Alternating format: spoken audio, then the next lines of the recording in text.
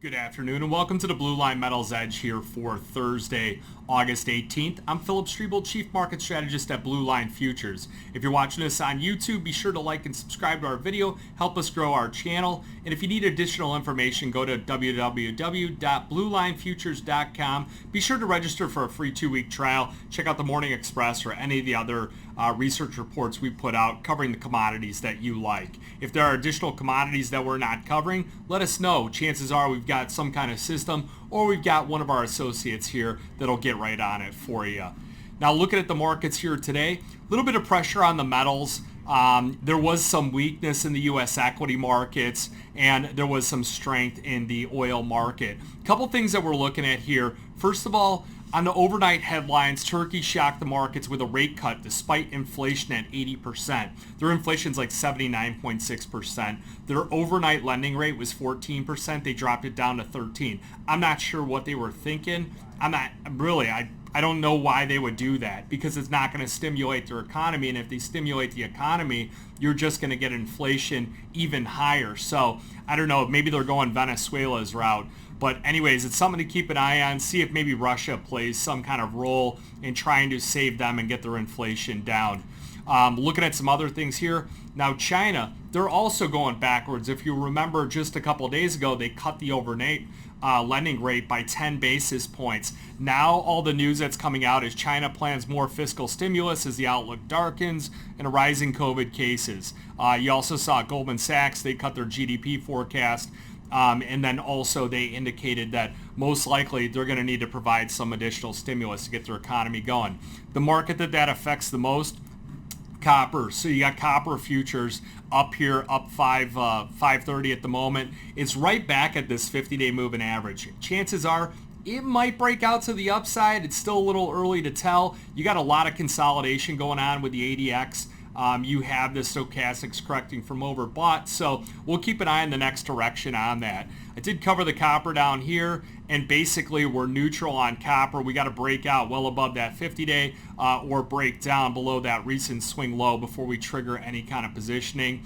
The COT analysis, we'll get an update. Those are updated on Friday afternoon. It's by the CFTC. They get all the data and they update it. So we'll get some new information. We'll see whether or not they're adding to this net short position or are they short covering. So you really don't know with all this back and forth type of news. Now looking at some of the data that came out was fairly muted. Those were the two big market driving headlines that I really saw. Looking at today's probable ranges, the markets, although these are bullish on the trend, and you can look at like something like gold, and you go to a daily chart here, you could see that the trend from this recent low has been bouncing higher. The volatility has really come off quite a bit on the gold market. So you could draw a trend line going out. This is merely a correction right now, and I think we were just correcting from overbought territory. We'll have to keep an eye on this DMI minus if it crosses over and winds over plus, and then we'll see if that ADX, whether it's going to strengthen or weaken. So it's a tough call on the gold market. The upside here, we've got high on D's Gold 1786, low 1771. Looking at the probable ranges, 1784 to 1762. I think we're pretty close. I think we're going to get close on the low end too on these as well. Looking at the silver market, we got the high 1999, low 1962. That's been breaking down as well. I highlighted on this chart here that really you want to see, so on gold, you want to see this support level hold, and then back on silver, you want to see a similar action. You want to see that support hold. We're keeping an eye on that DMI plus and minus. We don't want to, again, see it widen. This is often a front-running indicator for what the trend is about to be. Now back to that high and the low. We got 1999.5, low 1962. Looking at the probable range here today, I think we'll be right within this here. So 2004 on the upside, we're close on the upside. Downside 1945. See if we get some late sell-offs here. Some of the weak hands that bought just recently, if they come out of the market. The one that I really like here, platinum 931 on the upside, 904 on the downside. Looking at today's data, we're right at 907, low is 906, high was 928. So we're well within that range here. I like the support, the 50-day support of 900 And then also your key level where you don't want to see a close below is this 880. So if you go below there, you're probably going to see the system flip back to more of a neutral stance. So looking at some reactionary trends, we did do some buying right in this from 915. We'll do it down to about 905. We'll look to target the upside 935 in the next few days.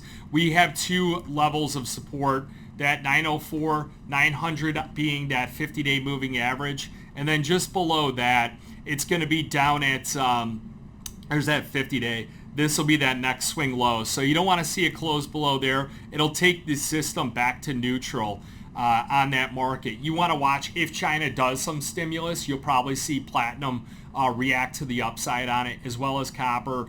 Silver probably will come back up with it additionally. And if you look at the gold-silver ratio back up here, it has started to poke back out. So gold is, although both of them are selling off, silver's selling off a little bit faster. So we don't want to see that gold-silver ratio break above these highs. Really, it's like 90 to 1. I think that silver will end up getting a little bit too cheap as well. One thing that I was flagging was, remember yesterday after the UK inflation data came out red hot, it looked like the Fed was going to have to do 75 basis points. It took it back to 50-50 on a chart. So 50-50 right here as far as a 50 basis point rate hike or a 75.